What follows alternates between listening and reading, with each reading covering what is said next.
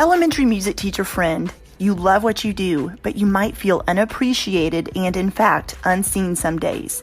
You may even feel like you're on a music teacher island and just want to connect with other music teachers who can relate to both your struggles and wins when it comes to teaching elementary music. I get you and understand completely the feelings you're having. That's why each and every week, the Elementary Music Teacher Podcast will provide you with solo and guest episodes that will help you realize you're not alone in your music teaching journey. Throughout each episode, my goal is for you to be able to walk away with actionable steps and ideas to help you feel like you're ready to take on the new week with whatever challenges may be thrown your way. Hi, I'm your host, Jessica Peresta, and I'm so glad you're here.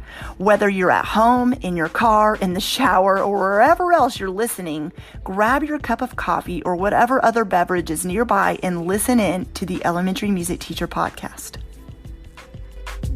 Hey there, welcome to the Elementary Music Teacher Podcast and Happy New Year. This is officially my first episode of 2022. Man, that's fun to say, isn't it? 2022. I also just celebrated my birthday. I am a New Year's Eve baby. Not my fault. It's my parents' fault, but I was born on December 31st. And so this has been a busy season, as it has been for you, getting through the holiday madness. It is so exciting, so fun, but it's also very overwhelming. And then birthday, and then now we're back into the new year, and you're probably back at school or heading back to school shortly at some point in the next week or so. So what I like to do is the very first episode of January each year, I like to do a recap episode. There are new listeners to this podcast each and every week. You might be one of my loyal listeners every week, or you may be a listener, but you have a hard time listening every week because your life is busy. I'm that way. There's some podcasts I listen to when I can, and sometimes I can't hit every week, but I will remember the episodes are there and go back and find them when I have time.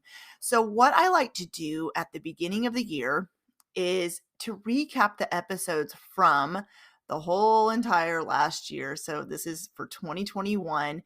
In case you do want to pick back up and listen, but you're like, well, I don't even know where to start. I'm so behind. There's no behind, but you know what I mean. I don't even know where to start because there's so many episodes and I just want to listen to the ones that are relevant to what I'm needing. And that is my goal with this episode. So it's going to be a little bit different if you've listened to this podcast for any amount of time, or even if you're new. What I usually do is a mixture of solo episodes mixed in with guest episodes. And so today is going to be a solo episode, but I'm just going to be kind of recapping some episodes. And I feel like I just said the word episodes a million times, but I'm going to be recapping the episodes from 2021. So you can go back and listen to the ones that stand out to you as I talk through them. So bear with me. We're going to go through each episode as quickly as we can. And I am so excited to share with you the episodes from 2021. So all the way back to January 13th, I shared an episode called Crawl Before You Walk. Now, this episode is kind of tricky because you're like, well, what is she talking about when you just hear the title alone? And what I wanted to do at the beginning of the year was share an episode, especially last year. We were still in the thick of COVID. We're still in the thick of COVID, but this was going, you're still teaching during a pandemic. A lot of you found yourself still teaching virtually or on a cart or hadn't seen your students in person in a long time. And so I related it back to seeing a baby crawl. And every child learns to crawl at different times. Every kiddo learns to walk at different times. And even if you're not in that same season you were in a year ago, January 2021, what my whole goal with this episode is that you don't need to keep up with the Joneses or make things fancy, or you see teachers who feel like they are just everything comes easily to them. And for you, it feels like a lot of last year, especially the very beginning of 2021, was a learning curve and you're not where you wanted to be when it came to teaching and learning new things when it came to teaching virtually and things like that. And so that's what this whole episode is about, is to keep things simple, not to put so much pressure on yourself, and then learning to get that crawl to a walk that will eventually turn into a run. And so I know you're probably like, okay, that makes no sense, but I promise when you listen to that episode, it will make a lot more sense. And that is a perfect one to re-listen to, even if you heard it a year ago at the beginning of this new year as well. Then episode 136 was an episode with my dear friend, Liz Kuchke. She talks about preparing for a substitute and what it's like to teach with anxiety. I love bringing real, authentic, vulnerable conversations onto my podcast, whether you're just listening to me talk by myself or whether it's with a guest, because I never want this to just be surface level and just keep it happy and joyful and bouncy and everything's perfect. And although that's great, I want to get into the realness and dig into the real life issues and circumstances you're facing in your teaching and home life. And so that is what Liz comes on to talk about when she's talking about anxiety. But if you're not familiar with Liz's work, she is very great at talking about substitute teaching. And as you know, as a music teacher, it can be very tricky to get a substitute who knows about teaching music. But also, if they do, it's like, well, what do I leave for them? And she is so great about talking about that and creating systems and plans that really do work. So that is episode 136. And then episode 137, that is the first week of February. Now, I usually do not take breaks. I usually have an episode published every single week, but there was a break between the 20th and the 3rd because I got COVID very, very, very badly. And I'm laughing. It's not funny, but I mean, it is what it is. And so there was no way I could push out an episode. I was very sick. That's okay. We're good now. We're moving along. But so February 3rd was my next episode. And I talk about how to talk to your friends and family what it's like being a music teacher. This is something I know I have felt stuck with many times in conversations, and it's hard to explain what you do in simple terms. And I even relayed in this episode, if I remember right, back to talking to my husband about his job as a network administrator for a large company. And sometimes I kind of glance at him like, what do you mean? I don't understand what he's saying. And so that is a lot of it. Is it's hard to talk to people who are not in the thick of it, doing your actual job every day with kids, about what it's like, because a lot of people have a misconception about what goes on in an elementary music classroom, or they think back to their elementary music experience, which is not good or bad. It's just they don't maybe understand what happens in your particular classroom or school. So when you're explaining what you do, I give some really good strategies and conversation starters and simple ways to explain to your outside support system about what it's like being an elementary music teacher, so they can relate to you a little bit more and they can understand what you're doing in your classroom, and kind of a great way to advocate for your classroom as well. And then the next episode is about celebrating Black history, but I talk about how to celebrate Black history all school year long, not just during Black History Month.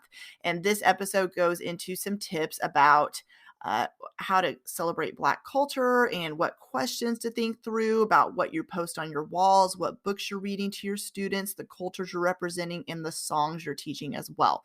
The next episode, 139, is with the amazing and wonderful Katie Wonderly, who you are probably well aware of who she is, but she talks about using technology and teaching during a pandemic. So the advice she shares in this was, while she was currently teaching from home, she was recording video lessons for her students and teaching from her house. But I know a lot of the advice she shares in this episode is going to be very relevant to no matter what your teaching situation is, even if you're back in a school building, which most of you are by now. The advice and tips she shares about using technology and how she teaches with technology, it is going to be able to transfer well into what you're doing this year. So that is a very helpful episode. Episode 140 is with Rainey Barton, and I already mentioned advocating for yourself And this episode is all about that. The importance of advocating for yourself as a music teacher. Of course, you know it's important to advocate for yourself, but a lot of times you may not know how. You're like, I know I need to advocate for my music program, and I need others, whether it's parents, administrator, your colleagues, even your students, maybe it's your family, to understand what it is you do and why it's important. She gives some amazing tips for advocating for your music program. And so that if you're struggling with that, episode 140 will really help you out with that. Episode 141 is why music in our school month matters and how to celebrate it with your students. Of course, you're celebrating with your students all school year long because you're the music teacher and they're coming into the music classroom, right? But this gives you some really good strategies about how to celebrate music in our school month with your students. They may not even know this is a thing. They may not even understand what it is or why music matters in the school. They just know they're learning it. So, episode 141 will give you some ideas in how to celebrate that month with your kiddos in the month of March. Then episode 142 is with Jo Ellen Sumner, and she talks about at-home virtual music classes. Jo Ellen is an elementary music teacher, but she's also great about creating classes and instruction for families with small children and music you can do at home with your kiddos. So if you are listening to this podcast and you're a parent, I'm a parent, and you have small kiddos at home and maybe you're trying to bring more music instruction into your own home, then this episode is going to definitely help you with how to do that. Then episode 143 is how to do songwriting with your students with Lori Burke. Lori actually wrote music for Sesame Street. And so she is great about talking about songwriting and how to do it with your students. She gives some great tips and ideas that I've actually never thought of before. So if you're wanting to implement more songwriting with your students in your classroom in an easy to understand way, and maybe that's something you're just kind of not feeling like you have a handle on very well, then that episode will definitely help you out with that. Episode 144 is what a formal music education doesn't teach you.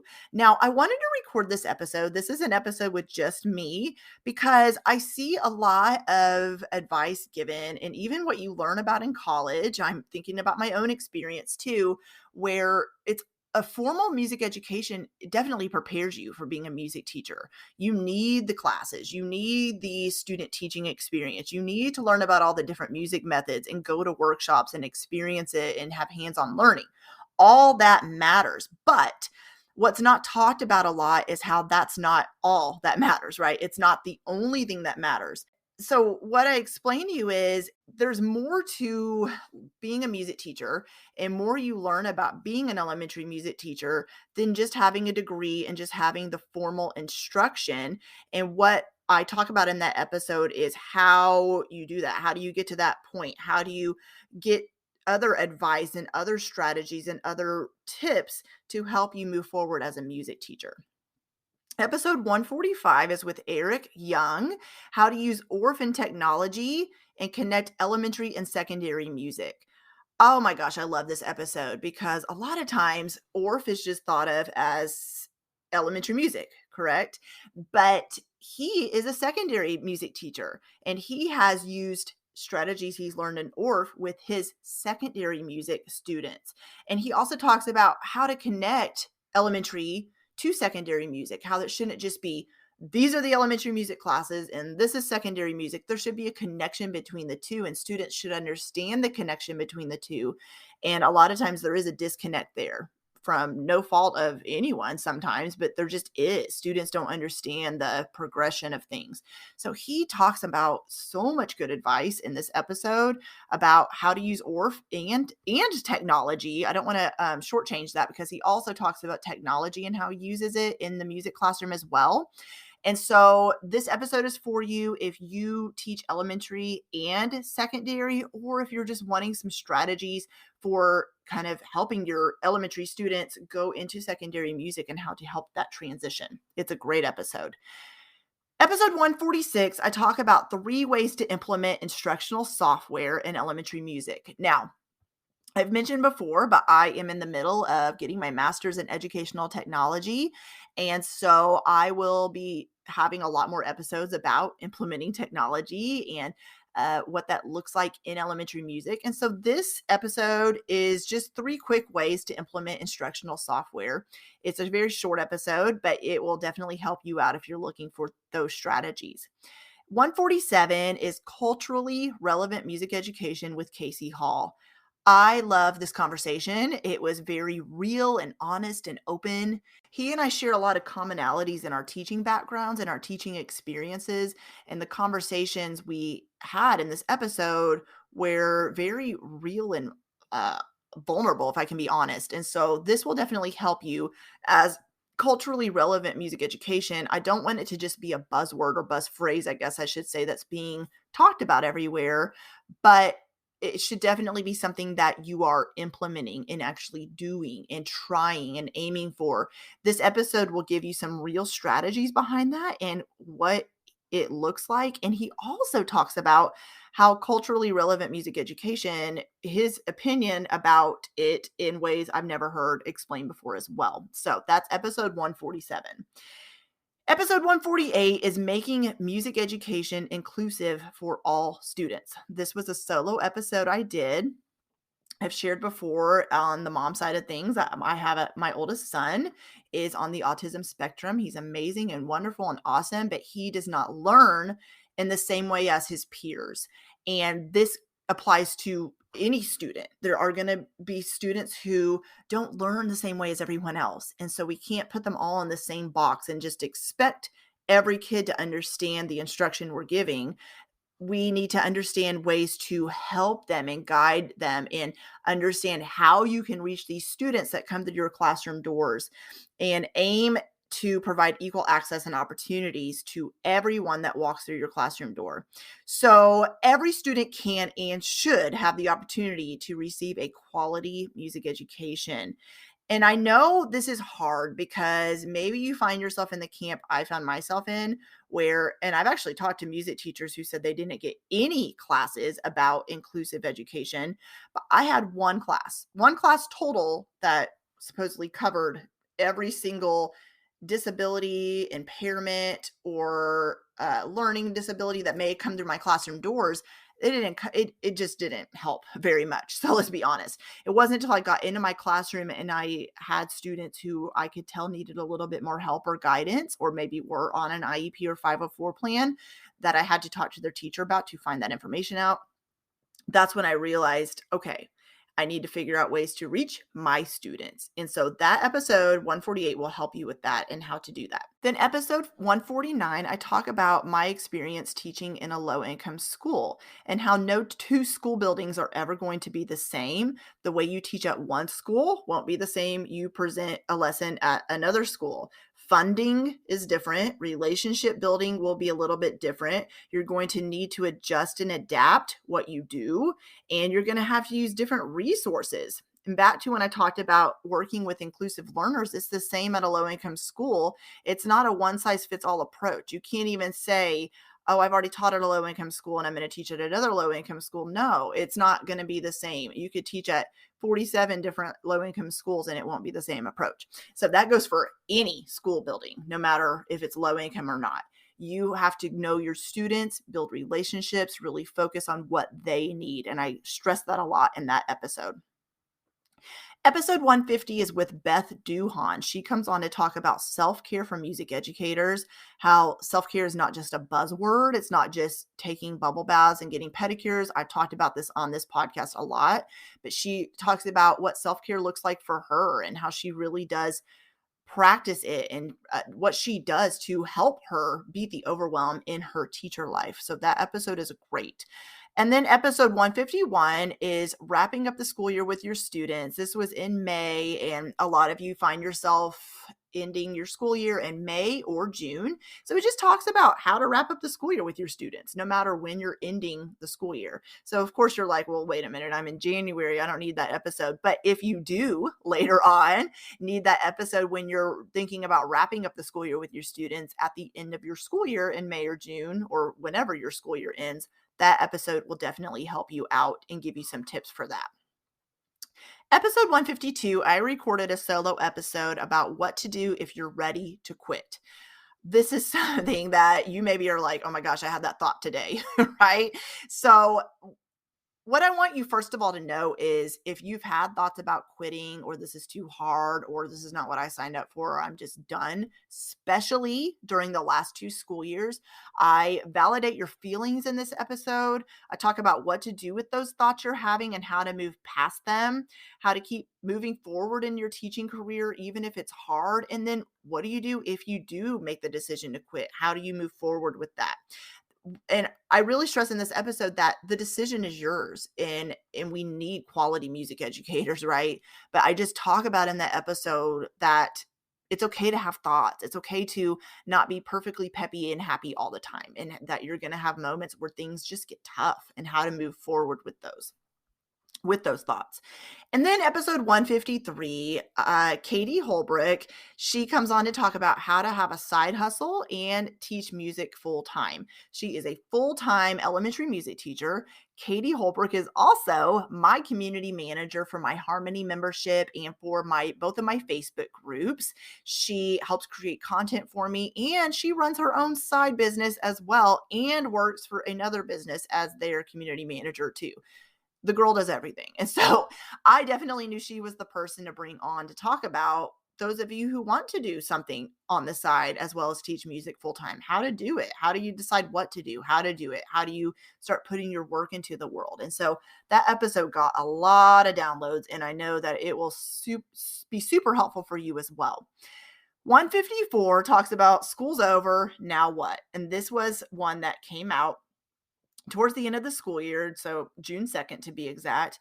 And I say, well, now that the school year is over, what do you do? And I talk about how definitely take a break, and then how to begin processing through last school year, how to move forward into the rest of your summer, and then begin planning for the following school year. So that one may be an episode you put aside until you're ready to start thinking about, summertime, and you maybe not be ready to listen to the episode yet. And I understand, but it's one to listen to definitely in the summer. 155, same. It talks about what classroom management is and what it isn't. And that episode will definitely be one that you can listen to when you're preparing to go back to school, or maybe you're needing help with classroom management advice right now. So, classroom management, what I stress in this episode, it's not just about rules, it's not just about procedures and expectations. Although those things are very important, but I kind of in this episode help you reframe the way you think about classroom management in a way maybe you have or have not heard before. And I also talk about, we did a workshop this summer that I may or may not be offering again this summer. I have not planned my summer out yet, but that episode will definitely help you when it comes to classroom management. 156 is determining how to structure your class time in the music room. This is probably one of the biggest questions I get. Is I see my students for, let's say, 30 minutes once a week. How do I know how to structure the time from when they come in the door to when they leave? How do I know what to do during those 30 minutes? So this episode will help you with structuring your class time, knowing, okay, they come in your room. What do you do next? How do you transition? What do you do next? What do you do next? And then what do you do when it's time to line them up to leave? So that's episode 156. 157 talks about a simple way to keep your lesson plans organized. Maybe you already have a great system down. Maybe you organize your lesson plans by, maybe a Google Drive. You have Google folders that you keep your lesson plans organized in. Maybe you use an online planner, or maybe you use an in-person planner. Maybe you use notebooks or binders or whatever it is. But this will just give you some different ideas and how to keep your lesson plans organized, where maybe you're struggling or just needing some new ideas, and you feel like your stuff is spread out everywhere and you don't know how to find what resource to teach with at what point in the school year. This episode will definitely help you with that. And these summer episodes I'm mentioning about classroom management, structuring your class time, and keeping your lesson plans organized, all were recaps a little bit of some workshops I did this summer as well. And so you're still going to get great advice. But if you hear me in those episodes saying, join me for the upcoming workshop, there isn't any anymore. But I may have some more coming up this summer. So I don't want you to be confused when you listen back to those. And then episode 158 talks about planning out the first month of school. You may just want to keep that one in mind, jot it down somewhere so you remember to listen to it before you go back to school, for August or September. And it talks about how to plan out the first month of school. How do you sit down, and when you're ready to go back, what do you do first, second, third, fourth, fifth, and all those things.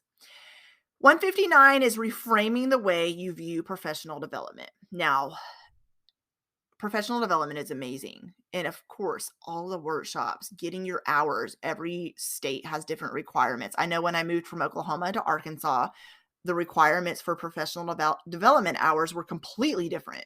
I am keeping up my teaching certificate. And so Arkansas has a certain number of not just professional development hours I need to meet, but there are also, they have required ones I have to take. And then the other ones are elective. And so I know when it comes to professional development, those hours matter. But what I do in this episode is I talk about reframing the way you view it, where it's not just about those formal getting the hours to turn in to keep up your teaching certificate, but it's also what you're listening to, who you're talking to, what you're reading. Those are professional development hours as well. So I just talk about that in this episode, how to think about that. Episode 160 is I share 15 music teacher stories. These are real teachers who are in my Harmony membership, who you can relate to in one way or another, who decided to join my Harmony membership. And the doors actually just closed to Harmony as you're listening to this episode, but you can definitely join the wait list. The link is in the show notes, or just reach out to me, send me a DM on Instagram, and I'll send you that link. But this episode shares some music teachers' journeys and where they were struggling and how being in Harmony has helped them move forward. 161 is how to move from feeling stuck to supported as a music teacher with Taylor Middleton. She is also a Harmony member, and she talked about her story in joining Harmony and what it's been like, how it's helped her, and her journey in being a music teacher. 162 is 3 mindset beliefs to tackle before heading into the school year. I feel like talking about mindset and mental health is just as important about talking about teaching tips and strategies. It's just as important. So this episode will help you with some mindset things, whether you're going back to school or whether you're listening to this in January when this episode comes out. I feel like this episode will be very beneficial. When I talk about heading into the new school year, well, we could even reframe that to say 3 mindset beliefs to tackle before heading back to school, right after winter break. And maybe you're already back to school, but you are like, okay, well, I'm still battling some mindset things, and this episode will definitely be helpful for you. And then we move into episode 163, and I talk about what to expect heading back into in-person teaching. Now, I realize that this episode came out in August, and so here we are in January, and you're already back to in-person teaching. And so this episode I recorded before a lot of you headed back to school, but it will still be helpful if maybe you're like, I'm still struggling with teaching in person with masks or social distancing or having to disinfect my instruments, then that episode will be helpful. It's kind of like a refresher.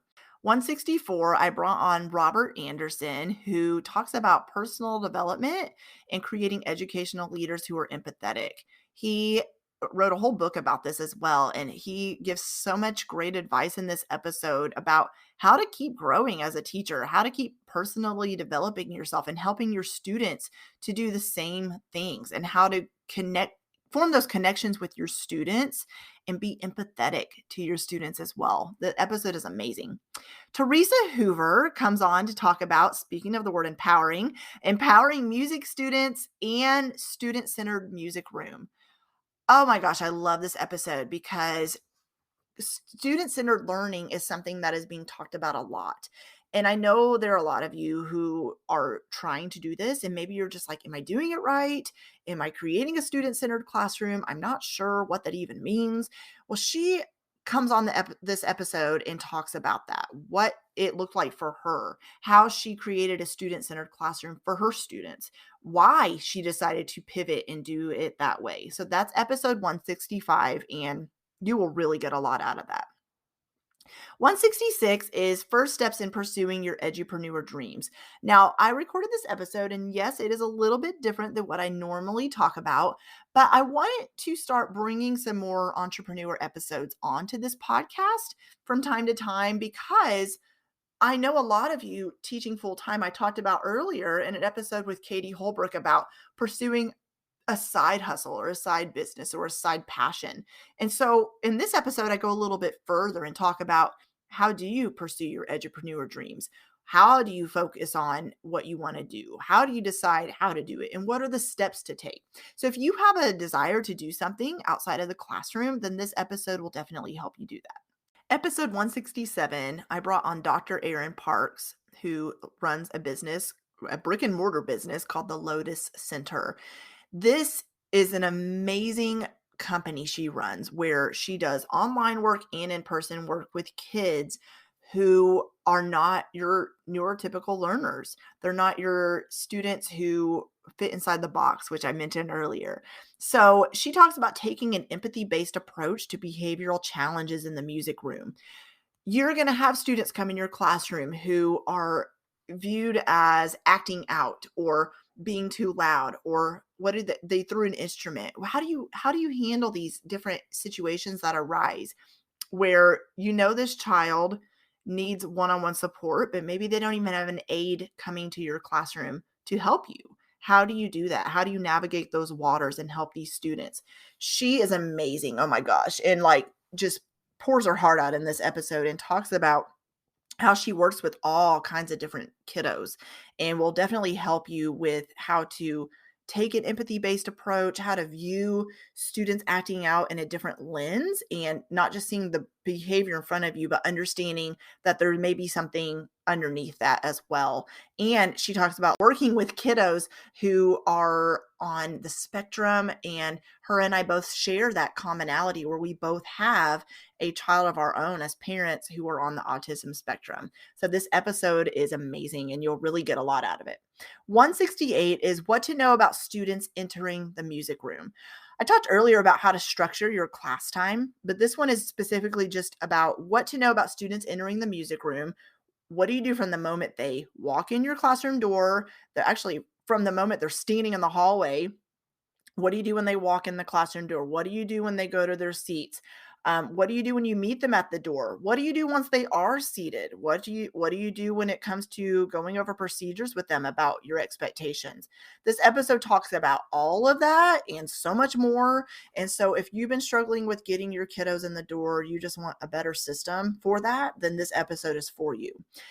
169 is being a leader in your school as the music teacher with Jamal Maxim. Okay, this guy is incredible.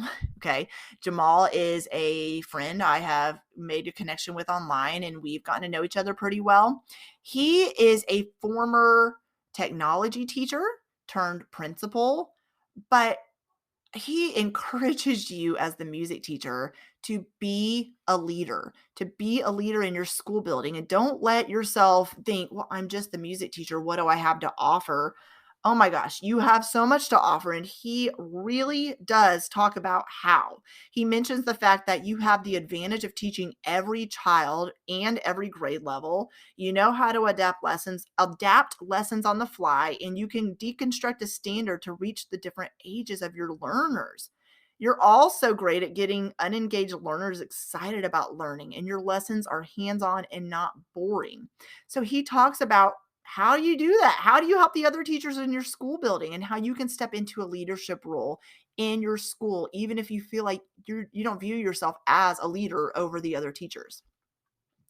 170 is how to do centers in the elementary music room. This is something that I started doing with my students way back in the dinosaur ages before centers became all the rage. I knew I wanted to create a student centered classroom. I knew I needed to reach my learners where they were at and to get them interested in learning music. And this is a great way to do it. And I know a lot of the pushback is, well, I only see my students once a week, or how do I do centers when the kiddos are all at different levels? And how do I do it in the music room? I'm not the reading teacher. So this gives you strategies in exactly how to do it in an easy to understand way. So that is episode 170. 171, I brought on Nate Holder, who is incredible, and you will love his accent. And those of you from the US will hear his UK accent. And those of you listening from the UK, you're like, what accent? But Nate Holder is awesome, and he talks about diversity in music education. He has published several children's books about this, and talks about diversity in music education, what it looks like for him, his own experience as a child with music education. And you will get a lot out of this episode. It's awesome. Okay, episode 172, I recorded a solo episode about dealing with feeling left out. So, this is feeling left out in your life in one way or another, whether it is you as a teacher, whether it is you in friendships, whether you've been feeling left out with maybe your family. How do you process through your emotions? How do you get through it? How do you keep going when you're feeling lonely? And this was just a vulnerable episode that I wanted to share between you and I. 173, Drama Education and Integration with Deb Baldwin.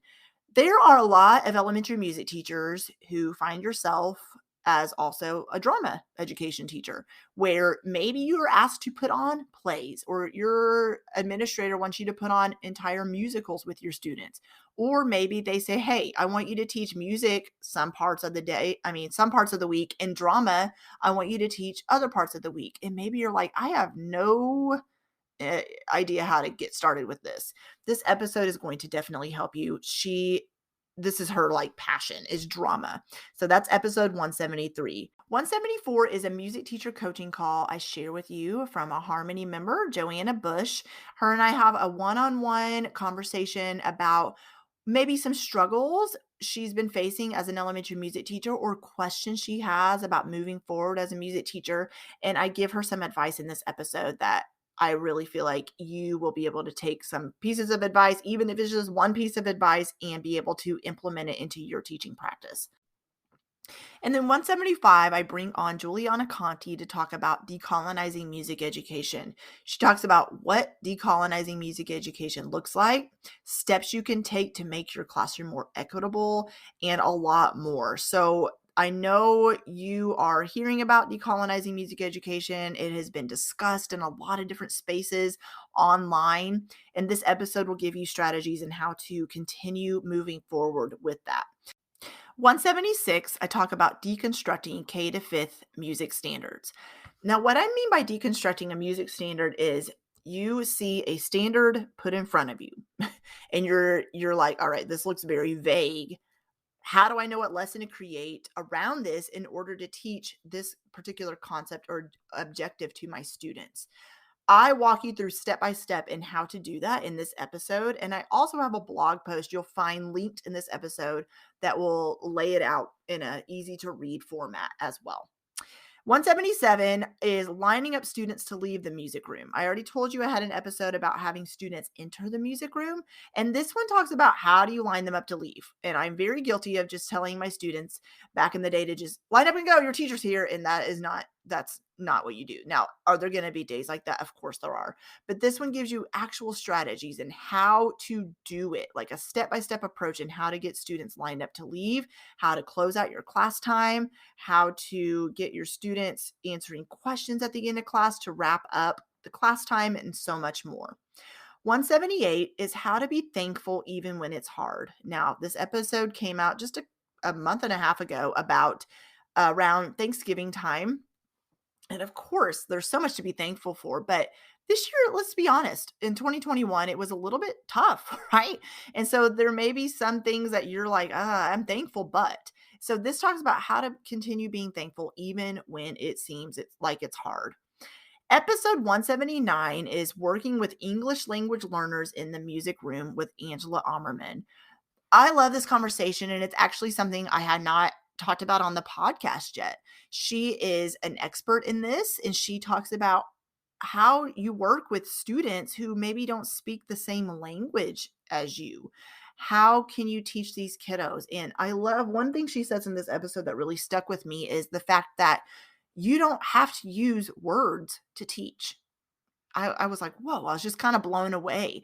And she talks about how to do that in this episode. So if you find yourself, whether you're already at a school that you teach English language learners, or you are going to be working at a school where the high majority of your students is English language learners, then this episode is definitely one that you need to listen to. Episode 180 is I share another music teacher coaching call with an amazing music teacher. And we talk about some advice that I give her, and I share some strategies that might help her move forward in her music classroom. Episode 181 is Being an Empowered Educator with Jen Rafferty. Oh my goodness, if you're not familiar with Jen Rafferty, then you need to become familiar with her, because this is her whole business, is the empowered educator.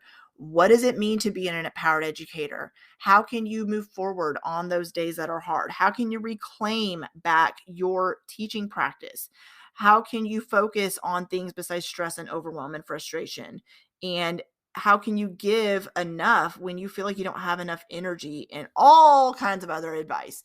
This episode is going to help you so much. Oh my gosh, I re-listened back to it a couple times because it was so good. Episode 182 is five steps for finding renewal as a music teacher. It's January. And so, New Year's resolutions is all the rage right now, and all like, what are your goals? And all that's important. But this episode talks about ways to find renewal, how to keep going, how to find ways to feel refreshed and renewed and moving forward as a teacher and in your home life. And episode 183, which came out last week, was all about 4 guiding questions to help you create a mission statement. Now, a mission statement is goal setting. It is, these are short-term goals I want to achieve, and these are long-term goals I want to achieve, and how am I going to get there? So this episode gives you 4 questions to think through in order to help you create a mission statement for yourself. Maybe you've done this before, maybe it's been a long time, but this episode is going to help you in how to redo it or do it for the first time. So that's episode 183. All right, we got through all the episodes, you guys. I am so grateful for you. Thank you for being a listener. I appreciate each and every one of you. I don't take it lightly that you are listening to this podcast when you could be anywhere else. I appreciate your support more than you could ever know. And I'm telling you, 2022 is going to be amazing. I already have some guests lined up that you do not want to miss. And I already have some solo episodes coming out that are going to encourage the socks off of you. Have a great week back to school, and I can't wait to come on again next week. Well, hey there. Thank you so much for listening into the Elementary Music Teacher Podcast. There is an exclusive Facebook group just for listeners of this podcast and any elementary music teacher called the Elementary Music Teacher Community Facebook Group. Come on over and join us there, where we have conversations around the podcast episodes and encourage each other each and every week. And also head to my website, thedomesticmusician.com. I have some free resources there that you can download to help you gain traction in your classroom today, as well as the blog and the membership site and all kinds of other goodies to help you keep going in your music teaching journey. I cannot wait to keep connecting with you and encouraging you and spurring you on in your journey of teaching elementary music. Hang in there, have an amazing week, and I will see you soon.